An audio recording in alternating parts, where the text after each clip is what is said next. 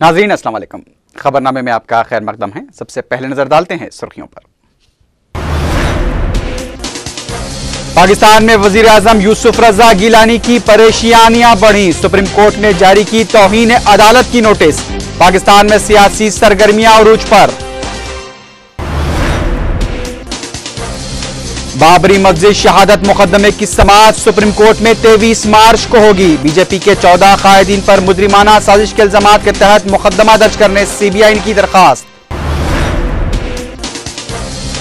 Partnership summit इंतहाई कामयाब, रियासती वज़रा का दावा। तेलंगाना के साथ नाइंसाफी के इल्जामात को किया मुस्तरद।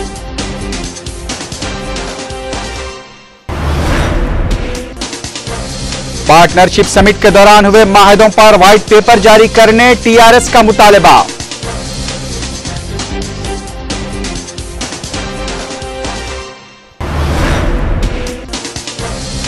तेलुगु देशम सरबराह चंद्रबाबू नायडू के एहसास जहाद की तहकीकात की समाअत को दूसरी बेंच को मुंतकिल करने की दरखास्त को सुप्रीम कोर्ट ने किया मुस्तरद।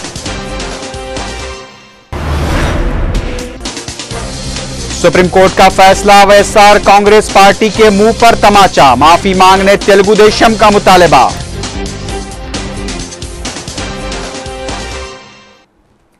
सबसे पहले देखते हैं क्या है आज की अहम कौमी खबरें।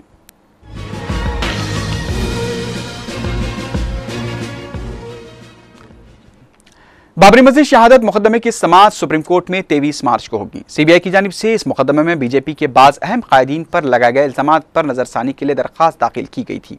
सीबीआई ने बाबरी मस्जिद शहादत मुकदमे में बीजेपी के 14 कायदीन बशमूल एल.के. अडवाणी, विनय कटियार, उमा भारती और मुरली मनोहर जोशी के अलावा दीगर कायदीन के खिलाफ मुजरिमाना साजिश के तहत मुकदमा चलाने की दरखास्त दी है।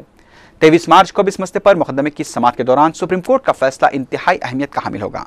वाज़ेह है कि 2010 मई में इलाहाबाद हाई कोर्ट ने बीजेपी के 14 कायदीन पर लगाए गए मुजरिमाना साजिश के इल्जामात को मुस्तरद कर दिया था। गुज़िश्ता 2 साल के बाद इफरात ज़र में गैर मामूली कमी आई है। दिसंबर 2011 में दर्ज किया गया इफरात ज़र 7.47% बताया गया है। इफरात ज़र में कमी के बायस रिजर्व बैंक ऑफ इंडिया की जानिब से मुजव्वज़ा जायजा पॉलिसी में पॉलिसी रेट्स में कमी की तवक्को की जा रही है। बताया गया है कि 2009 में इफरात ज़र 7.51% था, जबकि 2010 में इफरात ज़र दिसंबर में 9.45% दर्ज किया गया था। सरकारी तौर पर होलसेल प्राइस इंडेक्स की जानिब से जारी किए गए आदद शुमार के मुताबिक सालाना असास पर तरकारियों की कीमतों में 34.18, गेहूं की कीमत में 3.81, जबकि आलू और प्याज की कीमतों में भी 35.45% की कमी देखी गई है। दीगर ग़िज़ाई अजनास की कीमतों में भी कमी आई है। मरकजी वजीर खजाना पनब मुखर्जी ने उम्मीद जाहिर की है कि माशी हालात पर इसका अच्छा असर पड़ेगा।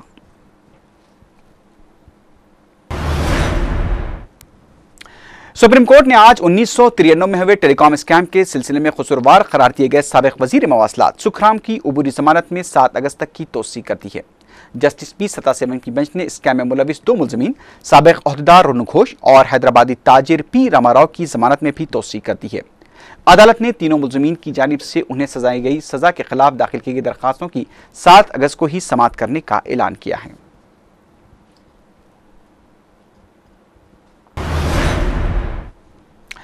उत्तर प्रदेश में कांग्रेस की इंतखाबी मुहिम चलाने के लिए सदर कुल हिंद कांग्रेस कमेटी सोनिया गांधी की दुख्तर प्रियंका गांधी अमेठी पहुंच गई हैं। रुकन पार्लियामेंट राहुल गांधी पहले से ही उत्तर प्रदेश में कैंप किए हुए हैं। प्रियंका गांधी अपनी वालदा सोनिया गांधी के हल्का इंतखाब रायबरेली और अमेठी के तमाम असम्बली हल्काजात में इंतखाबी मुहिम चलाएंगी। प्रियंका गांधी के दौरे से रायबरेली में कांग्रेसी कारकुनों में जबरदस्त जोश व खरोश देखा जा रहा है।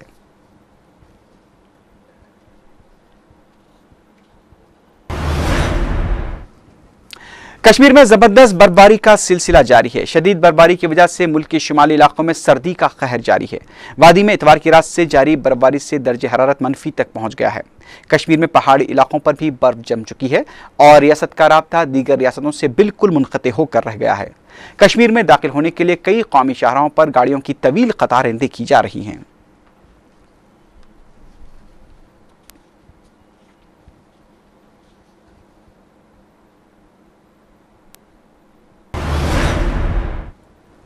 अब देखते हैं क्या है आज की अहम इलाकाई खबरें।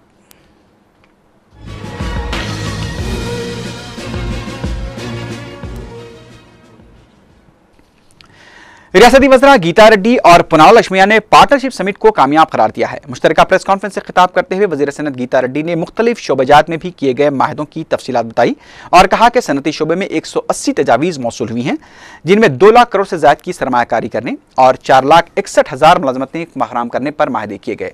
गीता रेड्डी ने बताया कि तवानाई के शुबे में 59 तजावीज़ मौसूल हुई, जिसमें 2 लाख करोड़ से ज्यादा सरमायाकारी और 57,000 मुलाजमतें फराहम करने के लिए माहदे किए गए। इसी तरह IT के शुबे में 13 तजावीज़ मौसूल हुई, जिसमें 2 लाख करोड़ से ज्यादा सरमायाकारी और 1.40 लाख मुलाजमतों की फराहमी के माहदे तय पाए गए। गीता रेड्डी ने बताया कि इंफ्रास्ट्रक्चर के शुबे में 11 तजावीज़ हासिल हुई, जिसमें 3 लाख करोड़ से ज्यादा सरमायाकारी और 16,000 से ज्यादा मुलाजमतें फराहम करने का माहदा तय पाया गया। उन्होंने बताया कि शोबे सेहत में 12 तजावीज़, जिसके तहत 17 करोड़ की और 3,250 मुलाजमतें फराहम करने के लिए माहदे किए गए। वजीर मौसूफ ने बताया कि करीमनगर, आदिलाबाद, शंकरपल्ली, कोत्तागुड़म में तवानाई के प्रोजेक्ट के माहदे किए गए। इस मौके पर वजीर IT पुनाला लक्ष्मिया ने पार्टनरशिप समिट के दौरान तेलंगाना के साथ नाइंसाफी के इल्जामात को मुस्तरद करते हुए कहा कि चीफ मिनिस्टर ने तीनों इलाकों के लिए मसावियाना सरमायाकारी के लिए सरमायाकारों को तरगीब दी है। उन्होंने बताया कि पार्टनरशिप समिट के दौरान हुए माहदों में 16% सरमायाकारी तेलंगाना में भी की जाएगी। उन्होंने बताया कि तेलंगाना को 41 प्रोजेक्ट्स दिए गए हैं, जिसमें महबूबनगर, हैदराबाद और जिले रंगारेड्डी काबिल जिक्र हैं। Total investment 2,94,924 crores. Okay, I'll be slow. 2,94,924 crores. The employee. उधर TRS ने पार्टनरशिप समिट के दौरान किए गए माहदों पर व्हाइट पेपर जारी करने का मुतालबा किया है। मीडिया से बात करते हुए TRS लीडर श्रवण ने कहा कि पार्टनरशिप समिट के दौरान भी तेलंगाना के साथ नाइंसाफी की गई है। उन्होंने बताया कि 6,47,000 करोड़ की सरमायाकारी के माहदों में तेलंगाना के लिए सिर्फ 57,000 करोड़ रुपए की सरमायाकारी के माहदे किए गए, जो कि सरासर तेलंगाना के साथ नाइंसाफी हैं। అట్రాక్ట్ చేస్తే తెలంగాణ విషయానికి వచ్చినట్లయితే కేవలం 57,000 కోట్ల రూపాయలు ఎందుకు మీరు పెట్టుబడి పెడతా ఉన్నారు? మరి ఇది సవత్తల్లి ప్రేమ కాదా? సీమాంధ్ర నాయకుల యొక్క సవత్తల్లి ప్రేమ కాదా? కలిసి ఉందామని చెప్పినటువంటి ఒక మీరు ఈ రకమైనటువంటి ఒక దుర్మార్గమైన రీతిలో ఎందుకు వివక్షకు కూడా పాల్పడుతున్నారనే విషయాన్ని కూడా మేము అడుగుతా ఉన్నాము.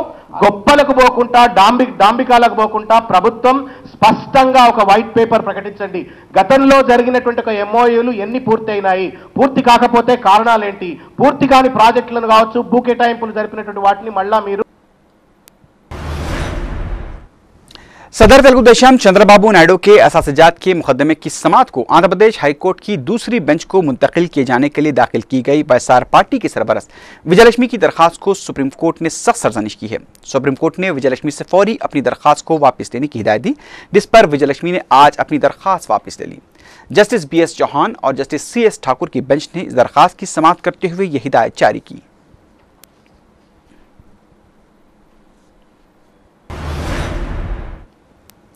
उधर तेलुगु देशम ने सुप्रीम कोर्ट की जानिब से YSR कांग्रेस पार्टी की सरपरस्त विजयलक्ष्मी को चंद्रबाबू नायडू के खिलाफ दरखास्त वापस ले जाने की हिदायत देने का खैर मकदम करते हुए इसे YSR कांग्रेस पार्टी के मुंह पर तमाचा करार दिया। मीडिया से बात करते हुए तेलुगु देशम लीडर सोमिरेड्डी चंद्रशेखर रेड्डी ने कहा कि जगन मोहन रेड्डी और विजयलक्ष्मी को माफी मांगनी चाहिए। उन्होंने कहा कि मीडिया का सहारा लेकर अदलिया पर की गई तनकीदों के सिलसिले को अब बंद किया जाना चाहिए। उन्होंने कहा कि YSR कांग्रेस पार्टी की जानिब से साजिशों का जो सिलसिला चल रहा है उसे भी फौरी बंद किया जाना चाहिए। उन्होंने तेलंगाना के अरकान पार्लियामेंट की जानिब से आंध्र सीमा के दौरे के मंसूबे पर तबसरा करते हुए कहा कि हम किसी का भी खैर मकदम करेंगे, हमें सियासी इख्तलाफात जरूर हैं लेकिन दुश्मनी जैसी बात नहीं है। ఇది ఫస్ట్ టైం ఇండియన్ హిస్టరీలో నీ పిటిషన్ న్యాయం కాదు ఉపసంహరించుకొని చెప్పడం మొదటిసారి. జగన్మోహన్ రెడ్డి, విజయమ్మ గారు, వైఎస్ఆర్ కాంగ్రెస్ పార్టీ నాయకులు న్యాయ వ్యవస్థను అనుమానిస్తూ అవమానిస్తూ కించపరిచేలాగా వ్యవహరించినారు. అందుకు చంపపెట్టి ఈరోజు సుప్రీంకోర్టు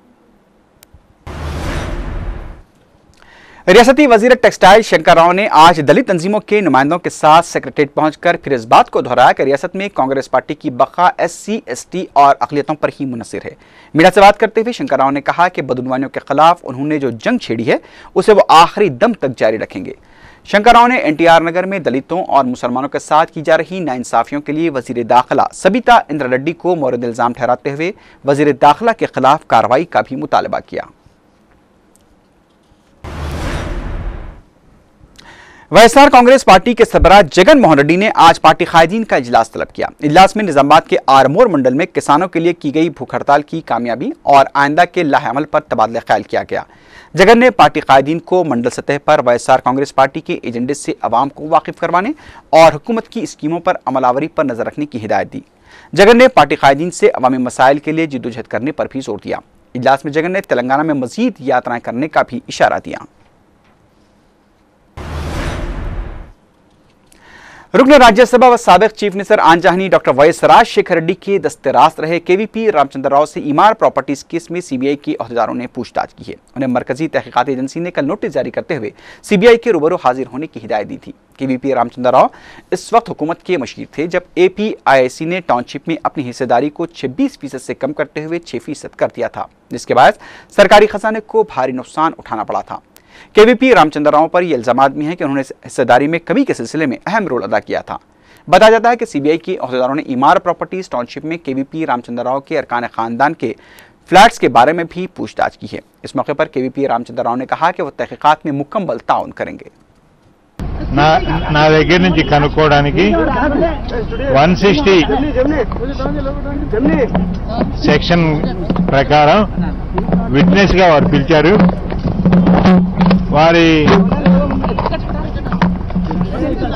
వాటిని సమన్స్ అంటారు. వారి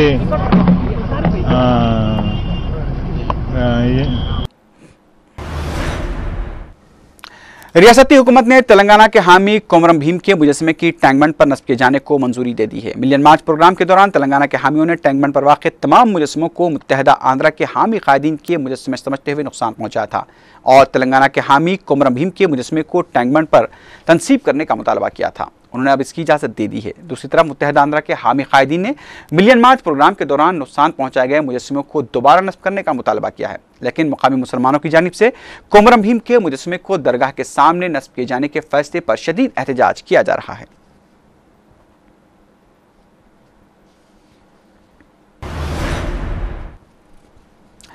चित्तूर में संक्रांति के मौके पर बैलों की रेस में एक बैल बेकाबू होकर पुलिस की गाड़ी से जा टकराया, जिससे तमाशियों में अफरा तफरी फैल गई। जराये के मुताबिक आज जब बैलों की रेस करवाई जा रही थी, बैल बेकाबू होकर वहां ठहरी हुई पुलिस की गाड़ी से टकरा गया।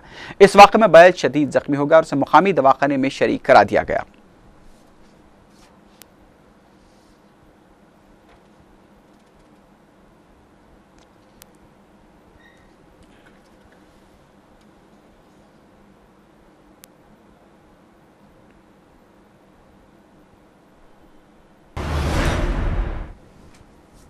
जगन मोहन रेड्डी के असातिजात की तहकीकात के सिलसिले में गिरफ्तार जगावती पब्लिकेशंस के ऑडिटर विजय साई रेड्डी की सीबीआई तहवील आज खत्म होने जा रही है। आज भी सीबीआई के अहदेदारों ने विजय साई रेड्डी से दिलकुशा गेस्ट हाउस में पूछताछ की। इम्कान है कि सीबीआई विजय साई रेड्डी को मजीद चंद दिन तहवील में लेने की अदालत से दरख्वास्त करेगी।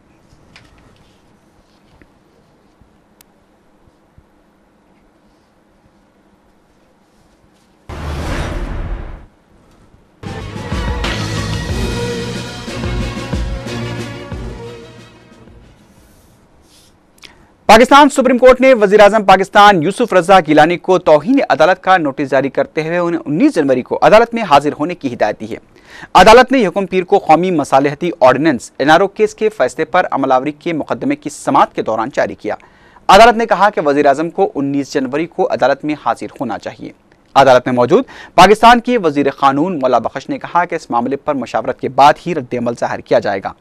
वज़ीर आज़म यूसुफ रजा गिलानी को सेक्शन 17 के तहत सुप्रीम कोर्ट में तलब किया गया था। यह नोटिस एनआरओ अमल दरामद केस की समाअत के दौरान अटॉर्नी जनरल को 20 मिनट की मोहलत देने के बाद जारी की गई है। इस दौरान खबर मिली है कि पाकिस्तान के वज़ीर आज़म यूसुफ रजा गिलानी ने सदर आसिफ अली जरदारी से मुलाकात करते हुए उन्हें सुप्रीम कोर्ट की जानिब से दी गई हिदायत पर तबादला ख्याल किया। यह भी पता चला है कि वज़ीर आज़म यूसुफ रजा गिलानी इस मसले पर आज हलीफ जमातों के कायदीन के साथ भी मुलाकात कर रहे हैं और इस मुलाकात में पाकिस्तान की सूरत हाल पर तबादला ख्याल किया जाएगा। कोर्ट का ऑर्डर है तो उसमें हमारी जो कमेटी है, जो माहिरीन है, हमारे दोस्त हैं, उनसे मशवरा होगा। आईनी माहिरीन है, उनसे मशवरा करेंगे। एप्लीकेशन ही है। रिसेंटली मैं एक मिनिस्टर के खिलाफ इन्वेस्टिगेशन से उन्होंने इस्तीफा दे दिया। हिंदुस्तान में जब किसी मिनिस्टर का इन्वेस्टिगेशन होती है वो इस्तीफा दे देता है। मैं ही समझता हूँ हम मुहज़्ज़ब लोग हैं, मुहज़्ज़ब कौम है, मैं सबको मुहज़्ज़ब समझता हूँ। प्राइम मिनिस्टर को मैं भाई की तरह एडवाइस करता हूं, उनको इस्तीफा दे देना चाहिए।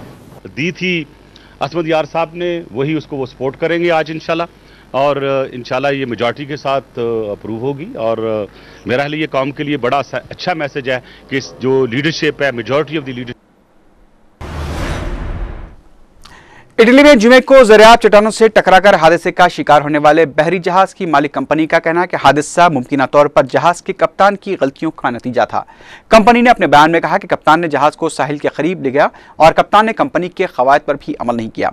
वाज़ेह है कि इतालवी पुलिस ने पहले ही जहाज के कप्तान को कत्ल के इल्जाम में हिरासत में ले लिया है, जबकि कप्तान ने उस पर लगाए गए इल्जामात से इनकार कर दिया है।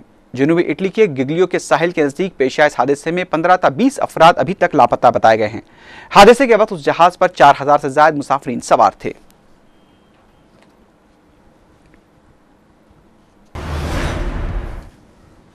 शाम के सदर बशर अल-असद की जानिब से गुज़िश्ता साल मार्च से हुकूमत के खिलाफ जारी अवामी तहरीक के दौरान एहतजाजी मुजाहरे करने वालों को आम माफी दिए जाने के ऐलान के शाम की अपोजिशन जमातों ने मुस्तरद करते हुए इसे सदर अल-बशर की शिकस्त से ताबीर किया है।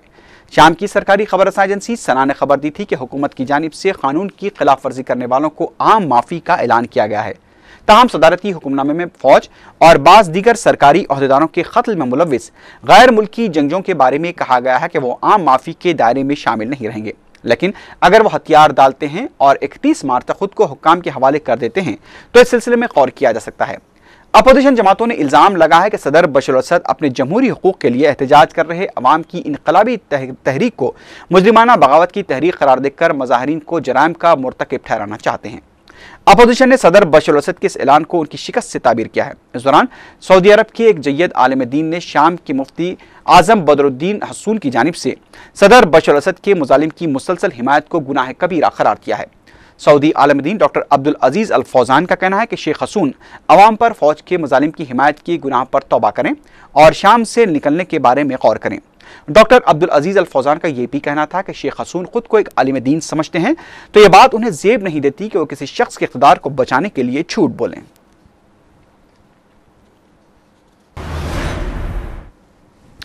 तहरीक तालिबान पाकिस्तान ने तालिबान कमांडर हकीमुल्लाह महसूद के ड्रोन हमले में हलाक होने की खबरों की तरदीद करती है। बाज़र है कि पाकिस्तान में इंटेलिजेंस हुकाम ने अपने बयान में यह इम्कान जाहिर किया था कि तालिबान कमांडर हकीमुल्लाह महसूद हालिया अमरीकी ड्रोन हमले में हलाक हो गए हैं। अमरीकी न्यूज़ एजेंसी AP को पाकिस्तानी हुक्काम ने बताया कि उन्होंने तालिबान जंगजों के एक दूसरे के साथ निफ्स से ज़ायद होने वाले मवासलाती राब्तों की समाअत की है, जिसमें वो शुमाली वज़ीरिस्तान में 12 जनवरी को किए गए एक अमरीकी मिसाइल हमले में अपने कमांडर की हलाकत के बारे में गुफ्तगू कर रहे थे। इन राब्तों में कुछ तालिबान ने हकीमुल्लाह महसूद की हलाकत की तस्दीक की है, जबकि एक ने वायरलेस में इस मौजू पर जारी गुफ्तगू पर शदीद बरहमी जाहिर की थी। तहरीक तालिबान पाकिस्तान के तर्जुमान ने अपने लीडर की हलाकत की तरदीद करते हुए कहा कि ड्रोन हमले के वक्त हकीमुल्लाह महसूद इस इलाके में मौजूद ही नहीं थे और इससे कबल भी ड्रोन हमले में हकीमुल्लाह महसूद की हलाकत की इत्तलात मंजर-ए-आम पर आई थी, जिसकी तहरीक तालिबान पाकिस्तान ने तरदीद कर दी थी।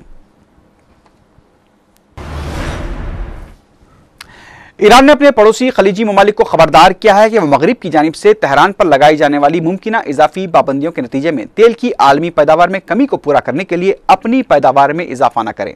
ईरानी अखबार शर्क ने तेल बरामद करने वाले मुल्कों की तंजीम ओपेक के ईरानी नुमाइंदे अली खतीबी के हवाले से कहा कि हम उन इक़दामात को दोस्ताना तस्वुर नहीं करेंगे। उनका कहना था कि खलीज फारस के तेल पैदा करने वाले ममालिक ने ईरानी तेल का मुतबादिल फराहम करने की कोशिश की तो फिर वो जवाबी इक़दामात के खुद ही जिम्मेदार होंगे।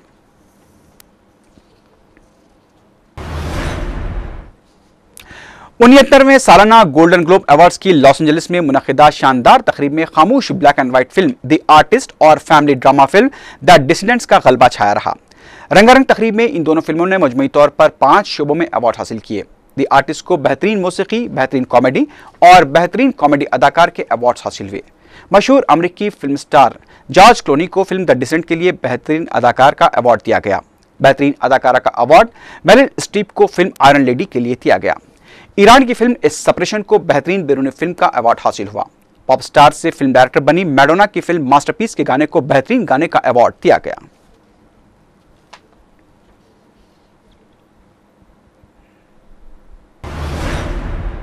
इराक के शुमाली शहर मौसूल में हुए कार बम धमाके में 8 अफराद हलाक हो गए हैं। मुकामी हुक्काम ने बताया कि आज सुबह बारतला के मुकाम पर बेघर शबाक तबके के इमदादी कैंप में धमाका पेश आया। हुक्काम के मुताबिक महलूकीन में खवातीन और बच्चे भी शामिल हैं। इसी के साथ ही खबरनामा अख्ताम को पहुंचा। अल्लाह हाफिज।